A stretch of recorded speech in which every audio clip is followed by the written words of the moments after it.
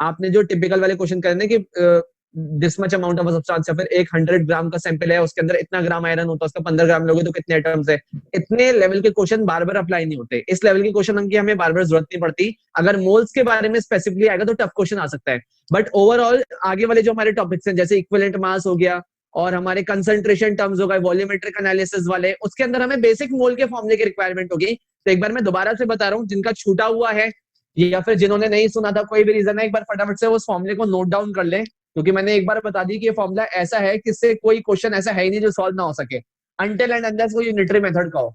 जब तक कि वो क्वेश्चन यूनिटरी मेथड का नहीं है, ऐसा हो ही नहीं सकता कि इस फॉर्मूले से ना सॉल्व हो। ये इंटर कन्वर्जन वाला, एक तो नलायकों को बोला टाइम से ज्वाइन करा करो, सो के आते हैं। Just a minute.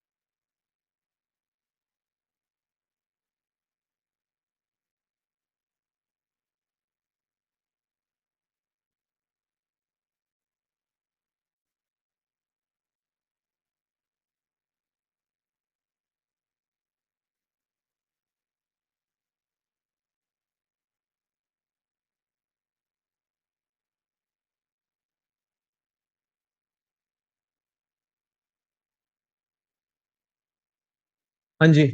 तो जो बच्चे नए हैं, जिनका छूटा हुआ, वो बहुत तमीज से सुनना, और जिन्होंने पहले सीखा हुआ है उनके लिए एक रिवीजन सॉर्ट ऑफ हो जाएगा कि मोल्स को कैलकुलेट करने का क्या तरीका होता है। चंचल और शैलजा बहुत अच्छे से सुनना बेटा, आप दोनों खास करके, कि मोल को कैलकुलेट करने का तरीका क्या होता है। जिस भी सब्सटेंस के आपको मोल्स निकालने हैं, उसका गिवन मास, मतलब जितना भी मास आपको बोला गया है, ग्राम में, खास करके किस में लेना है, ग्राम में, यूनिट का बहुत इंपॉर्टेंस है, divided by it's molar mass. अब मोलर मास से अभी आप अनजान है, लेकिन मैं फ्रेंकली बताऊं, मोलर मास टर्म से आप अनजान है, लेकिन आपको ये जरूर पता है कि मोलर मास किसको बोलते हैं। शैलजा और चंचल दोनों से क्वेश्चन पुट अप है ये। अगर मैं आपसे पूछूं कि what is the mass of, सबसे सिंपल क्वेश्चन ले लेते हैं, अमोनिया, तो क्या आप दोनों में से कोई मुझे बता सकता है what is the mass of ammonia? What is the mass of ammonia? Any one of you, both of you, दोनों में से कोई बता सकता है कि अमोनिया का मास कितना होगा? जल्दी फटाफट से, विदाउट वेस्टिंग एनी टाइम, चंचल और शैलजा। बेटा आवाज आ रही है दोनों को मेरी? यस और no? Hello hello hello hello, mic testing, hello hello hello hello. Hello hello. हाँ जी, आ रही है, चलो बहुत अच्छी बात। अमोनिया का मास मुझे बता सकते हो कितना होगा? सर 18। 18 नहीं 17, थोड़ी आपकी कैलकुलेशन एरर 17 है। 17। नाइट्रोजन का 14 होता है, ये 3 इंटू 1 हो जाएगा, total comes out to be 17। तो देखो, बस मुद्दे की बात लाऊं, क्योंकि मैंने पहले बच्चों को बता दिया है कि मोल चैप्टर तक खतरनाक है नहीं है, बस रेफरेंस में उसको खतरनाक रिप्रेजेंट करा जाता है। तो ये जो आप 17 ग्राम बोलते हो ना, ग्राम में बात कर रहा हूं मैं, एएमयू में नहीं, बी स्पेसिफिक। 17 मैंने जो ग्राम में बोला है ना, हर सब्सटेंस का जो मास कैलकुलेट करते हैं, अगर हमने उसको ग्राम में लिया है, मैं बार बार बोल रहा हूँ, हर सब्सटेंस का हम जो मास कैलकुलेट करते हैं, अगर हमने उसको ग्राम में लिया है, तो उसका मोलर मास कहलाता है। क्या कहलाता है? मोलर मास कहलाता है। आ रही बात समझ में? तो जितना भी मास गिवन हो, लेट से अगर आपको गिवन है कि अमोनिया का 7 ग्राम गिवन है, आई रिपीट, अमोनिया का 7 ग्राम गिवन है और उसके मोल्स निकालने हैं। अब सबके लिए ओपन अप है क्वेश्चन, कोई फटाफट से बताएगा मोल्स कैसे निकालूं, फटाफट से, विदाउट वेस्टिंग एनी टाइम। 7/17 कर देंगे सर बात खत्म हो गई, बात खत्म, 7 बाय सर। 17 बात खत्म हो गई सर। इतना कुछ कंफ्यूजन वाली बात नहीं है, बुकों में डराया जाता है, धमकाया जाता है। बच्चों वाली बात सिर्फ इतनी है कि जितना भी गिवन मास है, उसको आप उसके मास से डिवाइड कर दो। और मोलर मास टर्म ध्यान भी नहीं रहता तो भाड़ में जाए, हमें तो सिर्फ मोलर मास एक शब्द ध्यान रखना है कि इसका नाम मोलर मास है, वरना सर निकालना तो हम बचपन से ही जानते हैं, ये क्लास अपने 9th क्लास स्टैंडर्ड से सीखा हुआ है कि ग्राम में बस ले ले, बस हमारी इतनी शर्त है कि हम इसको ग्राम में ले ले, तो ये इसका मोलर मास कहलाता है। ये पहला तरीका है मोल्स को निकालने का, फर्स्ट तरीका। दूसरा तरीका क्या है कि कितने भी नंबर ऑफ पार्टिकल्स हो, आई रिपीट, कितने भी नंबर ऑफ पार्टिकल्स हो, उसको आप किससे डिवाइड कर देंगे? Na से डिवाइड कर देंगे। अब नए बच्चों के लिए शायद डाउट हो सकता है कि सर ये Na क्या बला है? तो Na कुछ और नहीं है, पहली बात तो Na का फुल फॉर्म सुनिए, Avogadro number. A stands for Avogadro, scientist है, बहुत महान साइंटिस्ट थे, आज हमारे बीच में नहीं है, भगवान उनकी आत्मा को शांति दे। तो A stands for Avogadro and N stands for number, right है, कोई दिक्कत तो नहीं। सिर्फ एक वैल्यू है, जैसे डजन का मतलब मैंने बताया था 12, ये नए बच्चों के लिए मैं बता रहा हूँ, बाकी बच्चे तो सुन चुके हैं इस बात को कि डजन का मतलब होता है 12।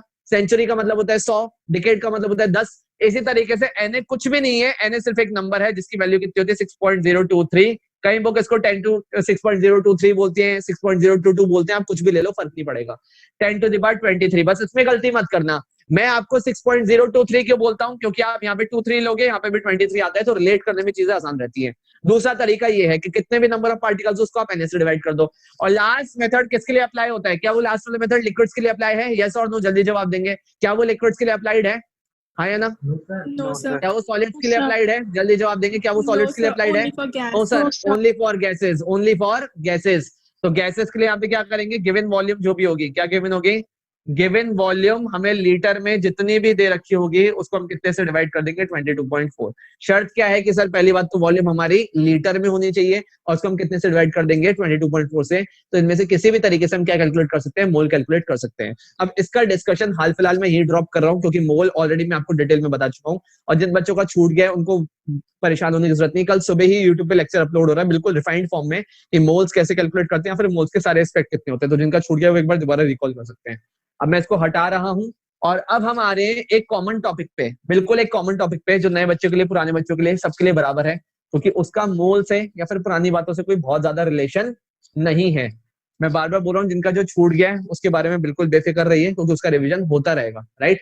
तो नेक्स्ट इसके बाद जो मैं टॉपिक आपको बता रहा हूँ उसको आप लिखिए फटाफट से, इक्विवेलेंट मास। क्या बोलते हैं उस टॉपिक को? Equivalent mass. अब पहले आएंगे किताबी ज्ञान पे, पहले आएंगे बुकिश लैंग्वेज पे, फिर इसका मतलब समझेंगे बिल्कुल सिंपल बच्चों वाली भाषा में। इक्विवेलेंट मास नेक्स्ट टॉपिक है। जरा डिफाइन लिखिए इसकी फटाफट से। How do you define equivalent mass? पहले डिफाइन लिखिए इसकी। इट इज डिफाइंड एज, थोड़ा स्पीड में लिखिएगा।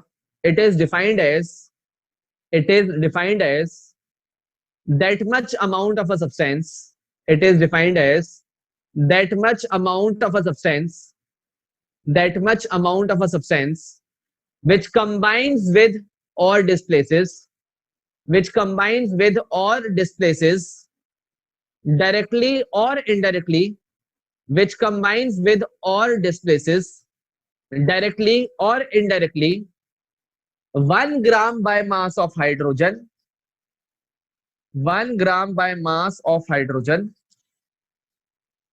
8 gram by mass of oxygen, 8 gram by mass of oxygen और 35.5 ग्राम by mass of क्लोरीन। इसके अलावा हमारे पास इक्विवेलेंट वेट कैलकुलेट करने के और भी रास्ते हैं, और भी तरीके हैं, बट डिफाइन इन तीनों के बेसिस पे है।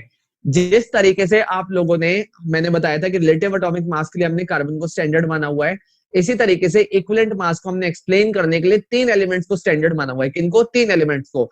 इसको आप हाइड्रोजन के रिस्पेक्ट में भी बता सकते हैं, इसको आप ऑक्सीजन के रिस्पेक्ट में भी बता सकते हैं, और इसको आप क्लोरीन के रिस्पेक्ट में भी बता सकते हैं। अब बिल्कुल आते हैं बच्चों वाली भाषा पे, ये तो ये बिल्कुल बुकिश लैंग्वेज, फिर बाद में हम इसको रिलेट करेंगे। मैंने कहा एक एलिमेंट है एक्स, बहुत तमीज से बात को सुनिएगा। मैंने कहा एक एलिमेंट है एक्स, या फिर बिल्कुल लाइव एग्जांपल मैं आपको लेता हूं कि carbon reacts with O2 to form CO2। क्या ये इक्वेशन बैलेंस्ड है? पहले तो इसमें जवाब दें, क्या इक्वेशन बैलेंस्ड है? क्योंकि बैलेंस्ड इक्वेशन से ही हमेशा इक्विवेलेंट मास आता है। बहुत बढ़िया, बहुत बढ़िया। अब दूसरी इंफॉर्मेशन मैं इसमें से डिकोड कर रहा हूँ। यहाँ पे कार्बन का एक एटम है तो उसका मास में कितना मान लेता हूँ? 12 ग्राम। यहाँ पे O2 पूरा मॉलिक्यूल है तो उसका मास कितना हो जाएगा? एक का होता है 16, तो दो का हो जाएगा 32 ग्राम, और एक कितना कर दिया? 44 ग्राम। राइट है, कोई दिक्कत तो नहीं है। अब according to definition of equivalent mass, आप जरा डेफिनेशन पे गौर फरमाइएगा। इक्विवेलेंट मास की डेफिनेशन क्या कहती है कि किसी भी एलिमेंट का या फिर किसी भी सब्सटेंस का आपको इक्विवेलेंट मास निकालना है। सुनो, पहले मेरी तरफ देखो, सुनो। किसी भी एलिमेंट का या फिर किसी भी सब्सटेंस का आपको इक्विवेलेंट मास निकालना है तो आप ये चेक करो कि पहले तो वो हाइड्रोजन के साथ रिएक्ट कर रहा है, या फिर हाइड्रोजन के साथ रिएक्शन में इन्वॉल्व है, ऑक्सीजन के साथ रिएक्शन में इन्वॉल्व है, फिर क्लोरीन के साथ रिएक्शन में इन्वॉल्व है। इन तीनों में से हमें कौन सा पैरामीटर अप्लाई होता हुआ नजर आ रहा है? इस वाली इक्वेशन के अंदर कौन सा पैरामीटर अप्लाई होता हुआ नजर आ रहा है? ऑक्सीजन। जान ली। अब आपने करना क्या है? आपको ये चेक करना है कि इस एलिमेंट का वो मास जो 8 ग्राम के साथ रिएक्ट करेगा।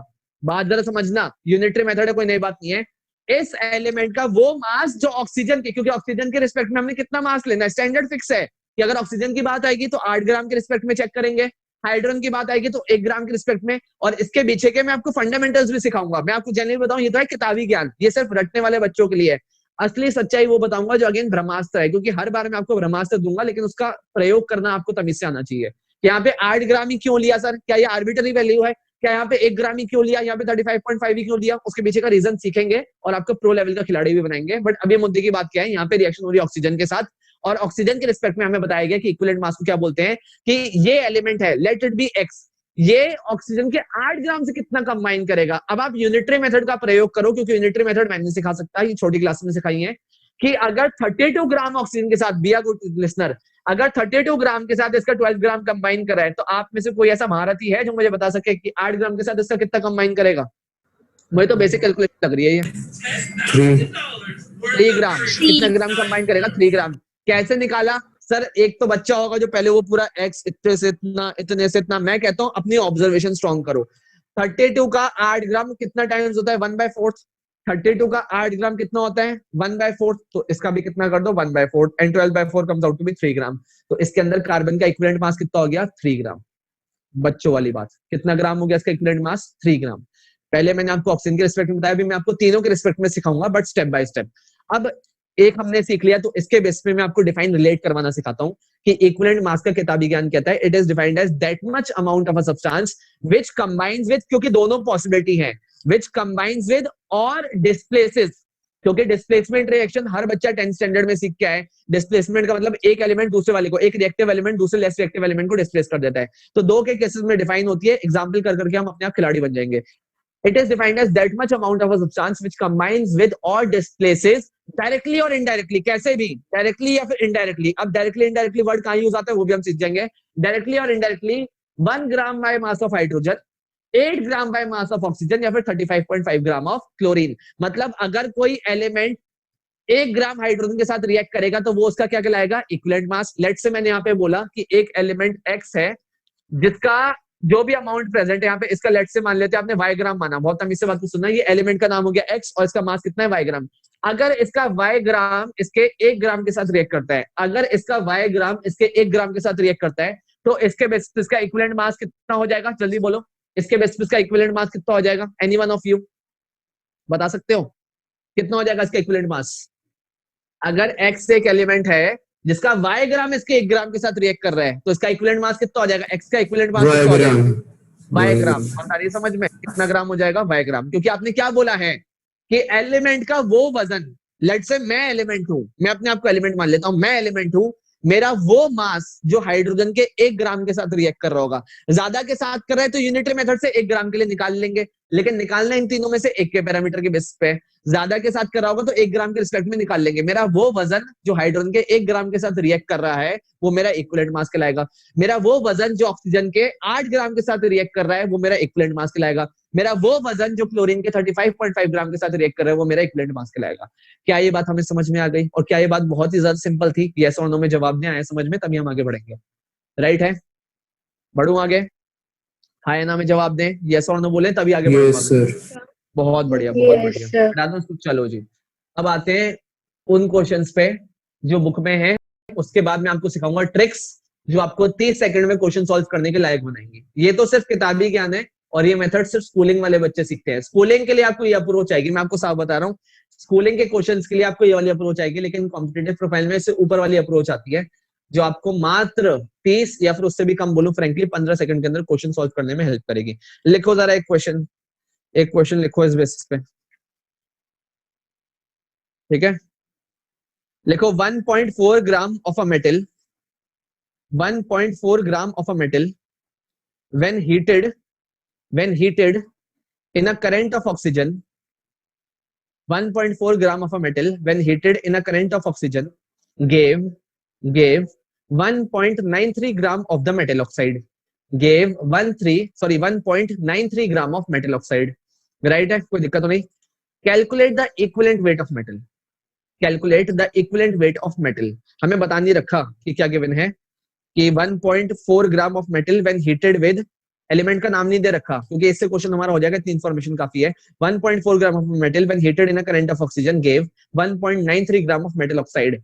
Calculate the equivalent weight of the metal. अब सबसे पहला काम आपका क्या रहेगा कि आप एक इक्वेशन बनाएं, क्योंकि हाइपोथेटिकल क्वेश्चन है तो हमारा सबसे पहला काम क्या रहेगा कि हम एक इक्वेशन बनाएं। अब आप में से कोई भी बच्चा मुझे इस क्वेश्चन का हिंदी ट्रांसलेशन बता सकता है कि असल में करा क्या जा रहा है, क्योंकि हमें पहले समझना पड़ेगा कि हो क्या रहा है, तभी हम इसको 30 सेकंड में सॉल्व कर पाएंगे या फिर अप्रोच लगा पाएंगे। कहना क्या चाह रहा है वो, उसकी लैंग्वेज का ट्रांसलेशन कोई कर सकता है? एनीवन ऑफ यू मैं तो बता ही दूंगा एट द एंड, फिर मजा क्या आएगा। आप में से कोई जिसका मतलब समझ गया सर कि क्या क्या रहा है।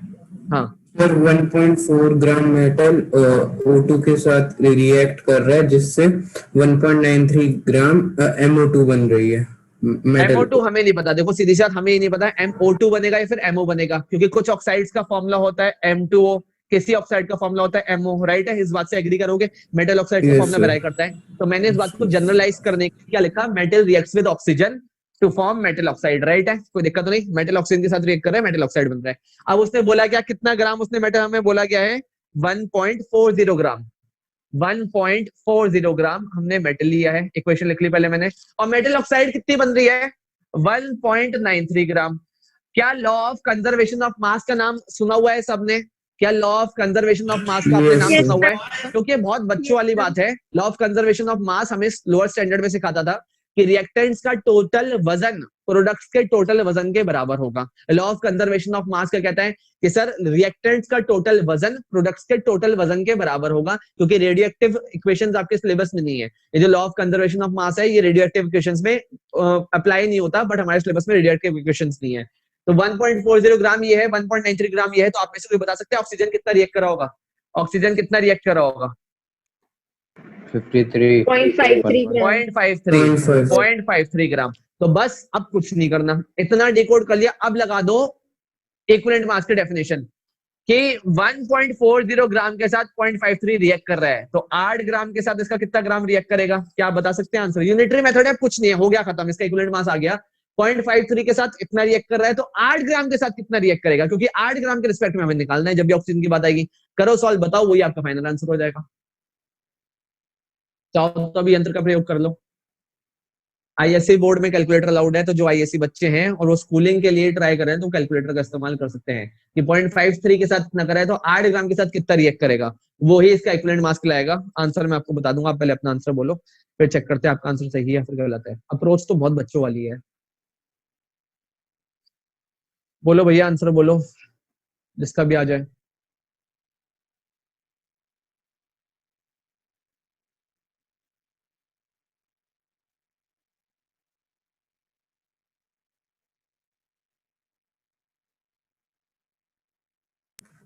बताइए भाई। सर सर 23.13 21.13 ग्राम। 23.3 21.13 आ रहा है, 23 नहीं 21.13 ग्राम आंसर आ रहा है। आप इसको कैलकुलेट करिए, या तो आप कैलकुलेशन एरर कर रहे हैं, इतने से इतना कर रहे हैं तो इतने से कितना करेगा, तो सीधा मेथड है 1.40 divide by 0.53 multiplied by 8 gram comes out to be 21.13 gram. अगर आपका आंसर ये नहीं आ रहा तो मतलब आप कैलकुलेशन एरर कर रहे हैं, क्योंकि इसमें और गलती का स्कोप है ही नहीं। 21.13 ग्राम आंसर आ रहा है, मतलब the equivalent mass of the metal is 21.13 gram. Question पहले आपको अप्रोच सिखानी थी, मैंने अप्रोच आपको बता दी कि 8 ग्राम अगर ऑक्सीजन के लिए कर रहे हैं तो 8 ग्राम चेक करेंगे, हाइड्रोजन के लिए तो 1 ग्राम के लिए चेक करेंगे, क्लोरीन है तो 35.5 ग्राम के लिए चेक करेंगे। आ रही बात समझ में, आया समझ में तो बोलो, तभी मैं आगे बढ़ूंगा, वरना एक दो क्वेश्चन और डिस्कस करूं। अगर समझ में आ गया तो ही मैं आगे बढ़ूं, एक दो क्वेश्चन और करवाता हूँ। बोलो फाइनल, बढ़े, यस बोलो सर। बोलो जल्दी बोलो, लिखो क्वेश्चन फटाफट से फिर। Yes, sir. 0.9367 gram of cadmium, 0.9367 gram of cadmium, cadmium का एलिमेंट होता है, सीडी इसका सिंबल होता है, combines with chlorine to form, combines with chlorine to form 1.5276, combines with chlorine to form 1.5276 gram of cadmium chloride, cadmium chloride. Find the equivalent mass of cadmium, find the equivalent mass of cadmium। बात आई समझ में क्या बोला मैंने, again दोबारा बोल देता हूं, 0.9367 gram of cadmium combine with chlorine to form 1.5276 gram of CdCl2। क्या बना रहा है, CdCl2, कैडमियम क्लोराइड। वैसे तो ये क्वेश्चन देखते ही सॉल्व हो चुका था, बट फिर भी मैं ट्रिक आपको अभी नहीं सिखाऊंगा, वरना आप स्कूल जो क्या नाम है ये वाले क्वेश्चन होते हैं स्कूल एग्जामिनेशन वाले, फिर आप ये अटेम्प्ट कर ही नहीं पाओगे। Find the equivalent mass of chlorine. अब मैं ऐसी उम्मीद कर रहा हूँ कि शायद आप ये क्वेश्चन खुद कर पाए, क्योंकि बस यहाँ पे ऑक्सीजन की जगह कैडमियम के रिस्पेक्ट में बताना है। अगेन मैं आपके लिए बस इतनी सहायता कर सकता हूँ, इतनी मदद कर सकता हूँ कि सिंप्लीफाइड फॉर्म में मैं इसको लिख दूं कि कैडमियम का रिएक्शन हो रहा है Cl2 के साथ टू फॉर्म CdCl2, इतनी सी बात है ना। कैडमियम Cl2 के साथ रिएक्ट करेगा, CdCl2 का फॉर्मेशन कर लेगा। और हमें मास भी गिवन है कि कितना ग्राम कैडमियम बोला गया है, 0.9367।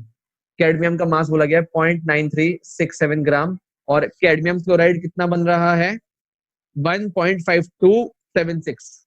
1.5276। करना क्या है, आई गेस अप्रोच आपको समझ में आ गई होगी। कोई बता सकता है क्या करना पड़ेगा?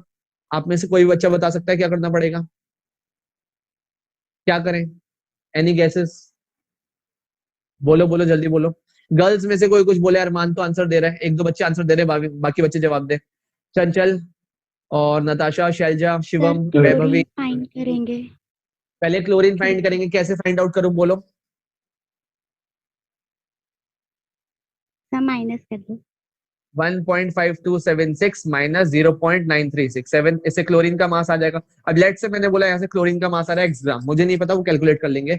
मैंने बोला फॉर एग्जांपल यहाँ से क्लोरीन का मास कितना आ रहा है x ग्राम। अब x ग्राम से इतना कंबाइन कर रहा है, तो 35.5 ग्राम से कितना कंबाइन करेगा वो निकाल लेंगे, वही इसका क्या हो जाएगा, इक्विवेलेंट मास। क्योंकि आपने क्लोरीन के रिस्पेक्ट में कितना मास माना हुआ है स्टैंडर्ड 35.5, कि किसी भी एलिमेंट का वो मास जो 35.5 ग्राम ऑफ क्लोरीन के साथ कंबाइन करेगा वो भी उसका क्या कहलाएगा, इक्विवेलेंट मास कहलाएगा। आ रही बात समझ में? बताओ आंसर, क्रॉस वेरीफाई करेंगे। 22.3 कितना आ रहा है? 22.3 22.3 आ रहा है। गलत है बेटा तेरा फिर से आंसर। क्या चक्कर, तेरी कैलकुलेशन एरर इतनी क्यों हो रही है? इतनी कैसे कैलकुलेशन एरर हो रही है बेटा तेरी? बाकी बच्चे आंसर बताएं अपना। सर 56.45 ग्राम। 56.27 आंसर है, बट थोड़ी बहुत एरर आ रही है तो टॉलरेबल है। बट एग्जैक्ट आंसर है 56.27 ग्राम। एग्जैक्ट आंसर है 56.27 ग्राम। करा कुछ नहीं है। अगेन यहाँ से जो भी आपकी एक्स की वैल्यू कितनी आ रही है जल्दी बोलो। यहाँ पे एक्स की वैल्यू कितनी आ रही है? 0.59। 0.59 मान लेता हूं मैं, तो 0.59 ग्राम से देखो जरा, यूनिटरी मेथड ही तो लग रहा है, कोई नई चीज क्या लग रही है? 0.59 ग्राम से कितना रिएक्ट कर रहा है? 0.9367 ग्राम। तो 35.5 ग्राम से कितना रिएक्ट करेगा? तो x मान लिया, तो x अपॉन, या फिर जो भी आपने मान लिया सीधा बोल देता हूँ, 0.9367 डिवाइड बाय 0.59 मल्टीप्लाइड बाय 35.5 ग्राम। इसको सॉल्व कर लीजिए, जो भी आएगा वही सच है। आ रही है बस समझ में? तो क्वेश्चन टफ नहीं है। एक बार आपने फाइंड आउट करा, अननोन मास को फाइंड आउट करा, फिर यूनिटरी मेथड लगाना है। अब ये वाले मैंने आपको दोनों क्वेश्चन करवा दिए, एक ऑक्सीजन के रिस्पेक्ट में भी हो गया, एक क्लोरीन के रिस्पेक्ट में भी हो गया, एक हाइड्रोजन के रिस्पेक्ट में और कर लो। फिर लाता हूं आपको सीधा ट्रिक पे कि ट्रिक क्या है इसके लिए सर, शॉर्ट तरीके से सॉल्व करने का मेथड क्या है। अब ये वाले क्वेश्चन में लगेगा थोड़ा सा दिमाग, ठीक है? लिखो जरा, बढ़ जाऊं आगे? पहले सब बताओ, सबको आ गया? बढ़ जाऊं आगे? कोई ऐसा बच्चा जो रह गया हो, कोई ऐसा बच्चा जिसको नहीं समझ में आया हो वो बता दे, तो उसके लिए एक बार मैं दोबारा एक्सप्लेन कर दूंगा, कोई दिक्कत नहीं। और ऐसा ना हो कि बिल्कुल अपने अंदर दबा के बैठ जाओ, नहीं समझ में आए तो पूछना, अभी सीख रहे हो, अभी आपको जितनी बार डाउट पूछना है पूछो, ये नहीं कि हेजिटेट कर रहे हो, बड़े बच्चे हो गए अब। लिखो next question. 0.65 gram of a metal, 0.65 gram of a metal when treated with dilute sulfuric acid, 0.65 gram of a metal when treated with dilute sulfuric acid, when treated with dilute sulfuric acid liberates 224 ml of dry hydrogen। अब यहाँ पे उसने मोल की approach लगवा दी, इसमें सिखाता हूं कैसे। liberates 224 ml of dry hydrogen, right है, at STP calculate the equivalent mass of the metal, calculate the equivalent mass of metal. अब यहाँ पे उसने थोड़ा सा आपसे दिमाग का इस्तेमाल करवाना स्टार्ट कर दिया, क्योंकि मोल आपको ऑलरेडी सिखा दिया है, तो एग्जामिनर ऐसे उम्मीद कर रहा है, ये जो बुक का ऑथर है वो ऐसे उम्मीद कर रहा है कि शायद आपने मोल पढ़ लिया है, तो वो मोल की अप्रोच भी लगवा रहा है। हमें नहीं पता कि मेटल क्या है, कोई मेटल है, किसके साथ रिएक्ट कर रहा है, H2SO4 के साथ। और इतना तो हर बच्चा 10th स्टैंडर्ड जो पढ़ के है वो जानता है कि अगर ये मेटल ज्यादा एक्टिव है तो हाइड्रोजन को डिस्प्लेस करवा देगा। तो मेटल का तो बन जाएगा सल्फेट, सिंपल सी लैंग्वेज में मेटल का तो बन जाएगा सल्फेट, और कौन सी गैस का फॉर्मेशन होगा, हाइड्रोजन गैस का, राइट है, कोई दिक्कत तो नहीं। अब कह रहे हैं यहाँ पे जो हाइड्रोजन गैस बन रही है उसकी वॉल्यूम कितनी है, 224 ml। कितनी बन रही है, 224 ml। कोई दिक्कत तो नहीं है, ये बात भी हमें समझ में आ गई। क्या मैं 224 ml को मास में या फिर मोल में कन्वर्ट कर सकता हूँ? यस और नो में जवाब देना बस। क्या मैं 224 ml को मास में या फिर मोल में कन्वर्ट कर सकता हूँ? Yes sir. कैसे कन्वर्ट करेंगे सर? ये एसटीपी पे वॉल्यूम गिवन है, उसने हमारी इतनी मदद कर दी। वो चाहता तो क्वेश्चन को और टिपिकल बना सकता था एसटीपी पे ना देकर, लेकिन उसकी मेहरबानी, उसने एसटीपी पे गिवन है। तो एसटीपी पे हमें वॉल्यूम गिवन होती है तो डायरेक्टली किससे डिवाइड कर देते हैं, जल्दी बोलो। एमएल में गिवन है, एमएल में गिवन है, कितने से डिवाइड कर देंगे? 22,400 22,400 से डिवाइड कर देंगे। और मजे की बात देखो, उसने और हमारी हेल्प कर दी कि सर बिल्कुल इंटीग्रल वैल्यू है, क्योंकि नीचे भी हमने एमएल में लिया है। आप इसको इससे काटोगे तो कितने डेसिमल प्लेस 1/100 का आंसर आ रहा है। तो मोल की वैल्यू आ गई आपकी कितनी, मोल की वैल्यू आ गई 1/100। जो बच्चे नए हैं जिन्होंने आज ये फर्स्ट टाइप मोल वाला टॉपिक सीखा है, तो आप फॉर्मूले में अप्लाई करो। मैंने क्या बताया है, वॉल्यूम इन लीटर, लीटर में बोला था ना, लेकिन एमएल में है, और एमएल में होता है तो 22.4 को भी हम एमएल में कन्वर्ट कर देंगे तो लीटर में कितना हो जाएगा, 22,400। तो 224 divide by 22,400 comes out to be 1/100। और अगर मैं इसको मास में कन्वर्ट करना चाहूं, क्योंकि क्या हम मोल से मास निकाल सकते हैं, yes sir, moles is equals to mass upon molar mass, right है। हाइड्रोजन गैस का मोलर मास कितना होगा, जल्दी बोलो, हाइड्रोजन गैस का मोलर मास दो। कितना होगा, तो ये हो गया 1/100। मोल्स की वैल्यू अभी कितनी है आपकी, 1/100। तो 1/100 का मास मुझे निकालना है, मास मुझे नहीं पता। मोलर मास कितना होता है, 2 इधर क्रॉस जाएगा तो कितना हो जाएगा, मास इज इक्वल्स टू 1/50 ग्राम। मैं इसको सॉल्व नहीं करूंगा, मैं सीधा 1/50 रखूंगा, कैलकुलेशन मुझे यहाँ सॉल्व करनी है। अब आओ आप इक्विवेलेंट मास की डेफिनेशन पे। पहले यहां तक सबको समझ में आया, यहां तक सबको समझ में आया। ऐसा कोई भी बच्चा जिसको नहीं समझ में आया वो बोल सकता है, ऐसा कोई भी बच्चा जिसको यहाँ तक की बात नहीं समझ में आई हो वो बोल सकता है, मैं एक बार दोबारा समझा दूंगा। कोई भी ऐसा बच्चा कि सर मुझे परेशानी है, मुझे नहीं समझ में आया, आप पूछो, बेहिचक पूछो, घबराना नहीं है। यहाँ तक हमारा डिस्कशन हो गया, हमारे मोल्स आ गए, सॉरी मास हमारा हाइड्रोजन का कितना आ गया, 1/50। इसको हटा रहा हूं मैं, राइट। मुद्दे की बात तो सिर्फ इतनी निकल कर आई कि सर ये मेटल जब H2SO4 के साथ रिएक्ट कर रहा है तो कितना ग्राम इवॉल्व कर रहा है, 1/50 ग्राम। कितना ग्राम इवॉल्व कर रहा है, 1/50। और मेटल का मास हमें क्वेश्चन में कितना बोला था, 0.65 gram of metal, 0.65 gram of metal. बस अब तो यूनिटरी मेथड लगाना है कि 0.65 से 1/50 ग्राम बन रहा है, या फिर 1/50 ग्राम वाइस वर्सा। 1/50 ग्राम को इवॉल्व करने के लिए कितना मेटल लेना पड़ रहा है, 0.65। तो 1 ग्राम के लिए कितना लेना पड़ेगा, बस वही तो उसका इक्विवेलेंट मास हो जाएगा। तो क्या हाइड्रोजन के रिस्पेक्ट में इक्विवेलेंट मास कैसे डिवाइडेड है, कैसे डिफाइंड है, कि जो 1 ग्राम को डिस्प्लेस करे। अब आ जाओ आप उस वर्ड पे अंडरलाइन करो इक्विवेलेंट मास के अंदर डेफिनेशन में, which combines with or displaces, क्योंकि यहाँ पे हाइड्रोजन गैस का डिस्प्लेसमेंट हो रहा है, डिस्प्लेसमेंट रिएक्शन है ना, which combines with or displaces 1 gram by mass of hydrogen. तो 1 ग्राम हाइड्रोजन को डिस्प्लेस करने के लिए इसका कितना मास रिक्वायर्ड होगा, बताओ आंसर फटाफट से यूनिटरी मेथड लगाकर। वैसे तो सिंपल तरीका क्या करना है आपको कि 0.65 डिवाइड बाय 1/50, 1/50 का मतलब ऊपर चला जाएगा 50 और मल्टीप्लाइड में आ जाएगा 1। तो ये आपका आंसर होगा। कैलकुलेशन कर लो सीधा, इसको मैं और सिंपल कर देता हूँ आपके लिए। 6.5 मल्टीप्लाइड बाय 5, तो 6 पंजे 30 और 5 पंजे 25, 32.5 ग्राम आंसर आना चाहिए। क्या यही आ रहा है आपका इक्विवेलेंट मास, आया ना में जवाब ने, यस क्या यही आ रहा है आपका इक्विवेलेंट मास, बहुत बढ़िया। अगर आपका आंसर ये आ रहा है तो एक बार क्रॉस वेरीफाई कर लेते हैं, बिल्कुल सही है, 32.5 ही आएगा। आ रही बात समझ में, देखो कोई डाउट है पूछो। तो मैंने आपको तीनों एलिमेंट्स के रिस्पेक्ट में बता दिया कि कैसे क्वेश्चन स्कूल एग्जामिनेशन में आते हैं, कैसे क्वेश्चन स्कूल एग्जामिनेशन में आते हैं, कैसे क्वेश्चन पूछे जाएंगे। तो आपको करना कुछ नहीं है, हाइड्रोजन के रिस्पेक्ट में पूछे तो 1 ग्राम के रिस्पेक्ट में निकाल लो, क्लोरीन के लिए 35.5, ऑक्सीजन के लिए 8 ग्राम के रिस्पेक्ट में। अब आते हैं उन क्वेश्चंस के बारे में जहाँ पे थोड़ा बहुत दिमाग का इस्तेमाल करना पड़ता है, लेकिन आंसर 15 सेकंड में आ जाएगा, इस बात का एश्योरेंस है, आंसर 15 सेकंड में आ जाएगा, ठीक है, कोई दिक्कत तो नहीं। हटाऊं इसको, हटा दे, कोई दिक्कत तो नहीं है। चलो अब आते हैं ऊपर, आप हेडिंग डाल लेना थोड़ा कॉम्पिटिटिव प्रोफाइल। ये वाला जो मैं आपको मेथड बता रहा हूँ ये आपको 12th तक काम में आएगा, क्योंकि ये वाले मेथड की हमें बार बार जरूरत नहीं पड़ती, सिर्फ 11th में ही अप्रोच खत्म हो जाएगी। ये वाली जो अप्रोच आप सीख रहे हो, ये वाली अप्रोच 11th में ही खत्म हो जाएगी, उसके बाद हमारा ट्रिक से ही काम चल जाता है। तो ये कॉम्पिटिटिव अप्रोच आप बोल सकते हो, इसको कुछ भी बोल सकते हो। क्या मतलब होता है इक्विवेलेंट मास का, बिल्कुल बच्चों की भाषा में, किसी भी सब्सटेंस का आपको इक्विवेलेंट मास निकालना है, उसके मोलर मास को आप n फैक्टर से डिवाइड कर दो, बात खत्म। बिल्कुल आसान तरीका, आप उसके मोलर मास को एक n फैक्टर से डिवाइड कर दो।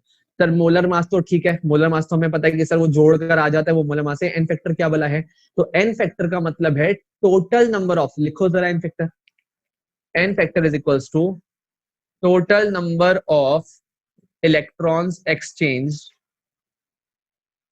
पर मोल ऑफ द रिएक्टेंट, या फिर पर मोल ऑफ सब्सटेंस। इसका मतलब भी अभी एग्जांपल से समझेंगे, बट पहले लिख लो कि एन फैक्टर का मतलब क्या है, क्योंकि तो फर्स्ट टाइम सीख रहे हो तो आपको एन फैक्टर की इतनी जरूरत पड़ रही है। आगे से जब इक्वेशन देखोगे अपने आप समझ जाओगे कि एन फैक्टर का मतलब क्या है। तो एन फैक्टर का मतलब है total number of electrons exchange, electrons e की पावर माइनस लिखा है तो मतलब electrons, total number of electrons exchange पर मोल ऑफ अ सब्सटेंस, कि किसी भी सब्सटेंस के 1 मोल के लिए कितने इलेक्ट्रॉन का एक्सचेंज हो रहा है, उसका क्या कहलाता है, एन फैक्टर कहलाता है। अब लाता हूं मैं आपको सीधा एग्जांपल पे, कि लेट से मैंने बोला Zn plus HCl gives ZnCl2 plus H2। कौन सी इक्वेशन बोलते हैं इसको हम लोग? Displacement direction. क्या ये इक्वेशन बैलेंस्ड है? No sir. तो सबसे पहला काम होता है इक्वेशन बैलेंस करो। अगर ये वाला मेथड लगाना है तो ध्यान रखना, चाहे कोई भी लगाना हो, इससे पहले वाला किताबी ज्ञान वाला भी हो, जो बुकिश लैंग्वेज वाला है वो भी लगाना हो, इक्वेशन को बैलेंस करना बहुत जरूरी है। बिना बैलेंस इक्वेशन के इक्विवेलेंट मास कभी भी सही नहीं आता। इतनी बात पहले हमें समझ में आ गई, ध्यान रखना। First step is to balance the chemical equation. अब आप मुझे जरा ये बताओ, यहाँ पे जिंक के ऊपर कितना चार्ज है? ये वाला मेथड सीखने के लिए आपको इतनी अप्रोच आनी चाहिए। यहाँ पे जिंक के ऊपर कितना चार्ज होगा? सोच के बोलना। यहाँ पे जिंक के ऊपर कितना चार्ज आएगा? प्लस यहाँ तो सर नहीं होता। सोच के बोलो, सोच के। आएगा प्लस। क्या जब एलिमेंट अकेला होता है, सोचो जरा, पहले चीजों को समझो। जब एलिमेंट ने किसी के साथ बॉन्ड ही नहीं बनाया तो उसके ऊपर कोई लॉस ऑफ इलेक्ट्रॉन या गेन ऑफ इलेक्ट्रॉन हो रहे हैं? जब तक आप अकेले बैठे कोई आपने नहीं इससे होगा। बॉन्ड ही नहीं बनाया, कोई नहीं होगा। तो कितना चार्ज होगा बोलो जरा? 0।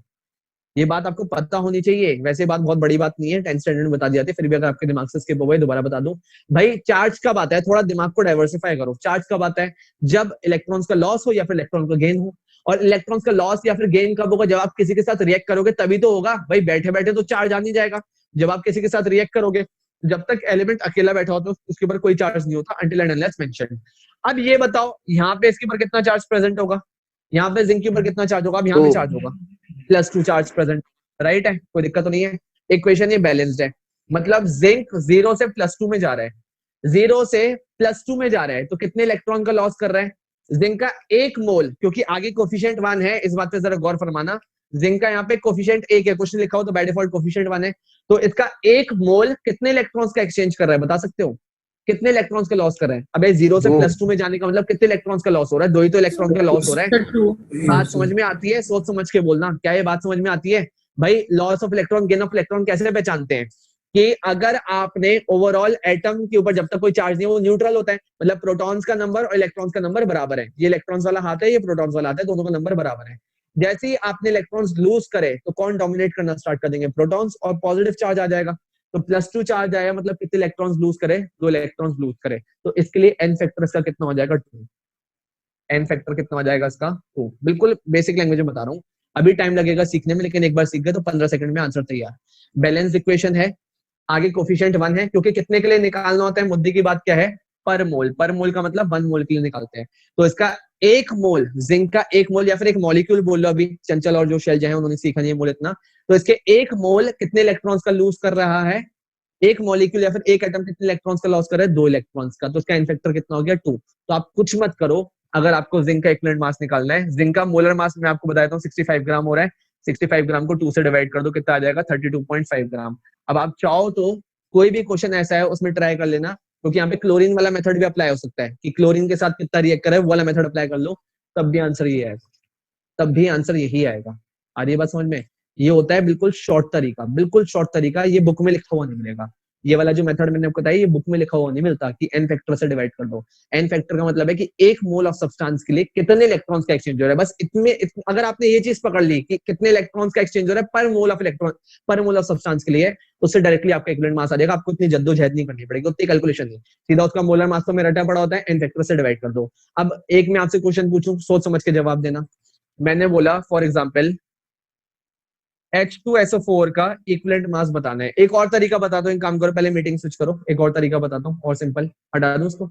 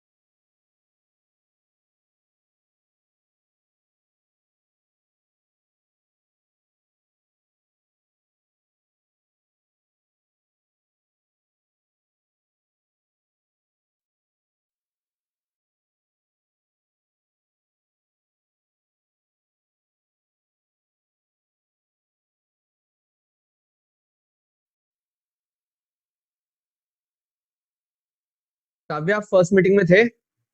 काव्या, नहीं सर। रीजन? सर आज नेटवर्क कनेक्टिविटी बहुत ही खराब है मेरी तरफ। ओहो, चलो रिकॉर्डिंग देख लेना, रिकॉर्डिंग भेज देंगे, रिमाइंड करा देना, लेक्चर रिकॉर्डेड है ना? चलो तो सर एनीवेज, आप सेंड करोगे? हाँ बोल देना, मैं अपलोड कर दूंगा यूट्यूब पे। सारे okay lectures sir, recorded per day के हैं। कोई भी बाई चांस आपका छूट जाए तो बता दिया करो बेटा, लॉस नहीं करना है अब आप लोगों को, पहले बोल रहा हूँ मैं। कोई बड़ी बात नहीं है, सारा साल आप लोगों को घर पे बैठ के पढ़ना पड़े। हालत बहुत ज्यादा खराब है कोविड की वजह से, तो जो भी छूट जाए आलस मत करो, सीखते हुए चलो, ठीक है जी। अब सिखा रहा हूँ बिल्कुल और सिंप्लीफाइड तरीका, मतलब बिल्कुल सिंपल तरीका। बस करो क्या, फटाफट से 3 कॉलम बना लो। एक साइड लिख लो एसिड, एक साइड लिख लो बेस, और लास्ट पॉसिबिलिटी क्या हो सकती है बताओ, जल्दी बोलो। एसिड बेस एक कर क्या बनाएंगे, जल्दी जल्दी फटाफट से। सॉल्ट। बहुत बढ़िया, बहुत बढ़िया, बहुत बढ़िया। अब एसिड के लिए एन फैक्टर कैसे निकालते हैं, बेस के लिए एन फैक्टर कैसे निकालते हैं, सॉल्ट के लिए एन फैक्टर कैसे निकालते हैं, इनका जवाब ये तीनों सब्सटेंसेस आपको खुद देंगे। एसिड की प्रॉपर्टी क्या है, क्या रिलीज करना, जल्दी बोलो। एसिड की प्रॉपर्टी क्या है, क्या रिलीज करना? हाइड्रोनियम। Hydronium ion. बेस की प्रॉपर्टी क्या है, क्या रिलीज करना? बेस की प्रॉपर्टी क्या है, क्या रिलीज करना? Hydroxyl ion. Hydroxyl ion. और सर सॉल्ट तो जनरली न्यूट्रल होते हैं, तो सर सॉल्ट के लिए क्या करेंगे? सॉल्ट के लिए आप देखेंगे या तो टोटल पॉजिटिव चार्ज या फिर टोटल नेगेटिव चार्ज, क्योंकि salt as a whole is neutral. ये बात आप ऑब्जर्व कर लेना, जो मैं आपको बताता हूँ ना, ये ट्रुथ है सारे। Salt as a whole is neutral. Salt पे जितना पॉजिटिव चार्ज होता है, नेट उतना ही नेगेटिव चार्ज होता है। चाहो तो आपके सेटिस्फेक्शन के लिए एक एग्जांपल बता देता हूँ। इसमें सोडियम पे भी +1 चार्ज प्रेजेंट है, क्लोराइड के ऊपर भी -1 चार्ज है। तो चाहो तो टोटल पॉजिटिव देख लेना, चाहो तो टोटल नेगेटिव देख लेना। करना क्या है, सिंपल सा तरीका। 1 molecule of acid, 1 molecule of acid से कितने H पॉजिटिव आते हैं, वो उसका एन फैक्टर कहलाता है। क्या कहलाता है उसका? N factor. बहुत तमीज से बात को सुनना, क्योंकि तो बिल्कुल बच्चों वाली भाषा है। रिसेंटली हम acid basis salt chapter 10 standard में सीख के आए हैं, तो ये तरीका बता रहा हूँ, या बड़े आसानी से अप्लाई कर लोगे। 1 मॉलिक्यूल, बस कंडीशन ध्यान रखना, 1 मॉलिक्यूल के लिए डिफाइंड है। 1 मॉलिक्यूल ऑफ एसिड से कितने H पॉजिटिव आयन निकलते हैं, उसका एन फैक्टर बताएगा। जैसे फॉर एग्जाम्पल मैं 3 एसिड का नाम लिख रहा हूँ, आपको फटाफट से उनके लिए उनके एन फैक्टर बताने हैं। HCl, H2SO4 and H3PO4। H3PO4 का आंसर मेजॉरिटी बच्चों का गलत आएगा, क्योंकि ये जो हमारे वाले बच्चे, मैंने उनको बताया था कि ट्रिक वाले में होता है। इसको आंसर बताने का तरीका कुछ स्पेसिफिक है। बताओ फटाफट से आंसर होगा कितना होगा? 3PO4 का। सोच के बोल बेटा, सोच के बोल। गलती कर रहा है, गलती कर रहा है, गलती कर रहा है। पहले एच का स्टार्टिंग तो के 1 दोनों है का दे दो सर। जवाब। पहले वाले का 1 है, एच का 1 2। 2। इसका आंसर इसका कौन सर दे सकते? 2 होगा। खिलाड़ी नहीं, खिलाड़ी नहीं हूँ, खिलाड़ी नहीं हूँ, गलत जवाब दे रहे हो। कितना होगा बोलो? 3 सर 3 होगा। 3 होगा, 3 होगा। अब पकड़े बात को। वो H3PO3 वाला केस होता है। जैसे अगर मैं यहाँ पे, अभी तो जनरली आपके दिमाग में क्या रहता है, अभी एक 10th स्टैंडर्ड के बच्चे होने के नाते आपके दिमाग में क्या रहता है कि सर जितने हाइड्रोजन दिखाई दे रहे हैं वही आप एन फैक्टर बोल दो। लेकिन हर बार ये वाली बात एप्लीकेबल नहीं होती, तो वैसे जनरली लग जाएगा, कोई घबराने वाली बात नहीं है। जहां दिक्कत आएगी मैं बता दूंगा। बेस के लिए कैसे निकालेंगे, लॉजिकल सी बात। 1 मॉलिक्यूल ऑफ बेस कितने OH नेगेटिव दे रहा है, वो उसका एन फैक्टर हो जाएगा। जैसे अगेन मैं यहाँ पे 3 बेसिस का नाम लिख रहा हूँ, NaOH, calcium hydroxide and aluminium hydroxide. बताइए फटाफट से इनके एन फैक्टर। 1 2 3 बहुत बढ़िया सर 1 सर, 2 1 2 3, बहुत बच्चों वाली बात। अब आते हैं सॉल्ट में। सॉल्ट में या तो आप टोटल पॉजिटिव चार्ज देखेंगे या फिर टोटल नेगेटिव, दोनों में से कुछ भी देख लो, या फिर टोटल कैटायंस का चार्ज देख लो। इसको बताने के तरीके बहुत सारे हैं, देखो इस बात को बताने के तरीके बहुत सारे हैं, वो फिर चीजें कॉम्प्लेक्स हो जाएंगी। बट मुद्दे की बात सिर्फ इतनी है, टोटल पॉजिटिव चार्ज देख लो या फिर टोटल नेगेटिव चार्ज देख लो। अब आप में से कोई बच्चा बोलेगा सर सर सर ऐसा नहीं कर सकते, टोटल कैटायंस का चार्ज देख लें, टोटल एनायंस का चार्ज, मतलब तो वही निकल कर आएगा। तो पहला एग्जांपल मैंने ले लिया NaCl, दूसरा एग्जांपल मैंने ले लिया Na2SO4। पहले आप इनका आंसर दो, क्योंकि थर्ड वाला जो मैं पूछ रहा हूँ उसमें से मेजॉरिटी बच्चों का आंसर गलत होगा। NaCl और पहले का 1 Na2SO4 सर, पहले वाले का दूसरे का 1, 2। दूसरा 2। अब इसका जवाब दे दो, बहुत बढ़िया, Al2SO4 होल थ्राइस, क्योंकि ये भी सॉल्ट है। सोच समझ के जवाब देना। 6 6 इसका आंसर नहीं, देखो 2 आया ना आंसर, 2 नहीं आएगा, इसका आंसर है 6। कैसे पता चला 6? एक एल्यूमिनियम पे कितना चार्ज होता है, एक एल्यूमिनियम पे कितना चार्ज होता है? 3 प्लस +3। और मैंने जस्ट अभी क्या बोला, मैं तभी बोला ना, हर चीज को सुना करो, बी अ गुड लिसनर। मैंने बोला टोटल पॉजिटिव चार्ज या फिर total negative charge in the salt. I repeat, चाहो तो इसको करेक्ट करके लिख लो अपने अकॉर्डिंग, टोटल पॉजिटिव या फिर टोटल नेगेटिव। सर एल्यूमिनियम के एक आयन पे चार्ज होता है +3, लेकिन क्या यहाँ पे सिर्फ एक ही आयन है एल्यूमिनियम का? या फिर 2 आयन प्रेजेंट है, कितने नजर आ रहे हैं? मुझे पास से तो 2 नजर आ रहे हैं, आपको कितने नजर आ रहे हैं? 2 ही नजर आ रहे हैं। तो एक के ऊपर +3 तो 2 एल्यूमिनियम के आयन के ऊपर कितना हो जाएगा? 6 हो जाएगा। अब क्रॉस वेरीफाई कर लो, एक सल्फेट के रेडिकल के ऊपर कितना चार्ज होता है? एक सल्फेट के रेडिकल पे कितना चार्ज होता है? -2, और 3 रेडिकल प्रेजेंट है तो कितना हो जाएगा? -6। तभी मैंने बोला सॉल्ट के लिए या तो पॉजिटिव देख लो या फिर नेगेटिव देख लो। तो इसके लिए एन फैक्टर की वैल्यू कितनी हो गई? 6। अब आपने करना क्या? एन फैक्टर निकालना आ गया तो बस कुछ नहीं करो, इनका मास तो आपको निकालना आता ही होगा, तो इनको मोलर मास को डिवाइड कर दो किससे? एन फैक्टर से। मोलर मास को डिवाइड कर दो किससे? एन फैक्टर से। जैसे फॉर एग्जांपल फटाफट से जवाब देना, अगर H2SO4 का मोलर मास 98 है तो उसका इक्विवेलेंट मास कितना होगा? अगर H2SO4 का मोलर मास 98 है कितना हो जाएगा? 49। बहुत बढ़िया। अगर NaOH का मोलर मास 40 है तो इसका इक्विवेलेंट मास भी कितना होगा? 40। बहुत बढ़िया। तो क्या हम ऐसे कैलकुलेट कर लेंगे? बिल्कुल बच्चों वाली भाषा में बता दिया मैंने आपको तरीका कि सर किताबी ज्ञान अपनी जगह है, स्कूल एग्जामिनेशन वाला मेथड कौन सा है जो अभी किताबी ज्ञान लिखवाया था? It is defined as the mass of a substance which combines with और displaces 1 gram by mass of hydrogen, 8 gram by mass of oxygen and 35.5 gram by mass of chlorine. वो तो रहा सर स्कूल एग्जामिनेशन के लिए, लेकिन खिलाड़ी बनने के लिए हमें इतनी बात ध्यान रखनी है कि मोलर मास को एन फैक्टर से डिवाइड कर दो। अब अगर इक्वेशन में पूछे, क्योंकि क्वेश्चंस में आपको सेंड करूंगा और आपने रेफरेंस ले ली तो आपको खुद अपने आप पता चल जाएगा, अगर पूरी इक्वेशन का एन फैक्टर पूछे तो क्या करेंगे?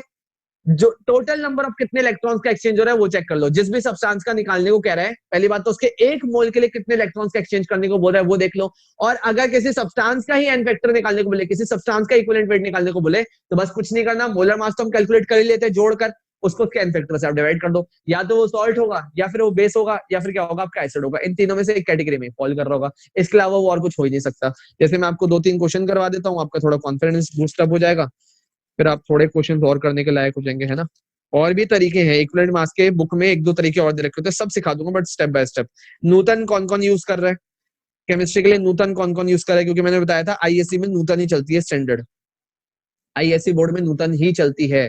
तो आईएससी में जो स्कूलिंग करने वाले हैं मैं उनको पहले बता दूं, आप टाइमली न्यूटन ले लो बेटा। अगर लॉकडाउन कंप्लीट लग गया ना, आप बुक के लिए तड़पोगे, इधर उधर भागोगे, कहीं नहीं मिलेगी। और दूसरी बात और बता रहा हूँ, सेकंड हैंड खरीदना ज्यादा। अब वो 10th वाले नहीं कि मैं तो बहुत अच्छा बच्चा हूँ, मुझे तो नई बुक चाहिए होती, पापा नई बुक दिलाओ। अबे बाहर निकलो उन सब चीजों से। नई बुक आती है 1000 रुपए की, पुरानी बुक आती है 400 रुपए की। सेकंड हैंड खरीदो, 1 साल ही तो यूज करनी है, उसको देकर नई बुक ले आएंगे जब भी जरूरत होगी, है ना।